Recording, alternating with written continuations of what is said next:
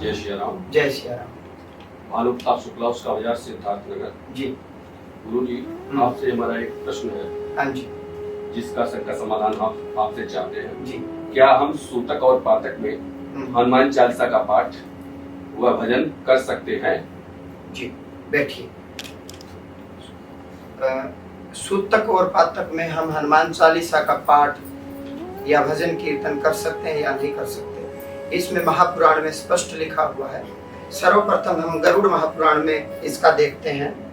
गरुड़ महापुराण में धर्मकांड में प्रेत कल्प में अशौच की व्यवस्था के बारे में बताया गया है।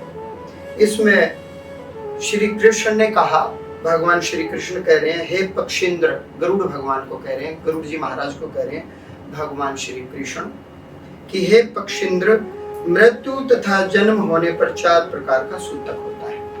यदि किसी की मृत्यु हो या किसी के घर में कोई जन्म हो, 4 प्रकार का सूतक यहाँ बताया गया है। सामान्यतः जो चारों वर्णों के द्वारा यथाविधि दूर करने के योग्य है। जनना शोच और मरना शोच होने पर 10 दिनों तक उस कुल का अन्न ग्रहण नहीं करना चाहिए। किसी के कुल में, किसी के गोत्र में यदि किसी की मृत्यु हो, यदि किसी का जन्म हो तो जनना शोच और मृत्यु हो तो मरना शोच, 10 दिन तक उस गोत्र का अन्न ग्रहण नहीं करना चाहिए, उस गोत्र का, उस कुल का। आगे कहते हैं, इस काल में दान, प्रतिग्रह, होम और स्वाध्याय बंद हो जाता है। यानी कि ना तो किसी प्रकार का उस व्यक्ति को दान उस समय 10 दिन तक करना चाहिए। प्रतिग्रह बोले तो दूसरे के सामान या दूसरे की वस्तु पर कोई अधिकार नहीं करना चाहिए। अपने घर में जो अन्न जल है उसी को ग्रहण करें। अपने पैसे से दुकान से खरीद सकते हैं। होम, यज्ञ, हवन भी हम 10 दिन तक नहीं कर सकते। और स्वाध्याय, स्वाध्याय बोला गया है सप्त शास्त्रों का अध्ययन, वेद, शास्त्र, महापुराण या अन्य कोई भी धार्मिक ग्रंथ का पाठ हम स्वयं नहीं कर सकते, अपितु बाहर से किसी संत महात्मा को, विद्वत जन को बुलाया जाता है और गरुड़ महापुराण का पाठ उसी से करवाया जाता है।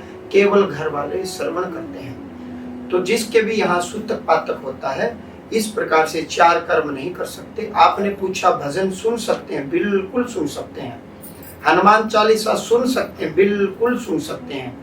लेकिन किसी भी प्रकार का वेद शास्त्र का या सप्त शास्त्रों का स्वाध्याय हम स्वयं अध्ययन हमें नहीं करना चाहिए। क्या करें? केवल नाम जप करें, राम राम राम राम, शिव शिव शिव शिव, कृष्ण कृष्ण कृष्ण कृष्ण, श्री हरि का, भगवान जी का, भगवान नाम का जप करें। हनुमान चालीसा सुन सकते हैं, भजन सुन सकते हैं। अन्य किसी विद्वत जन के द्वारा भी हम सत्य शास्त्रों का श्रवण उन 10 दिनों में कर सकते हैं। ये नियम।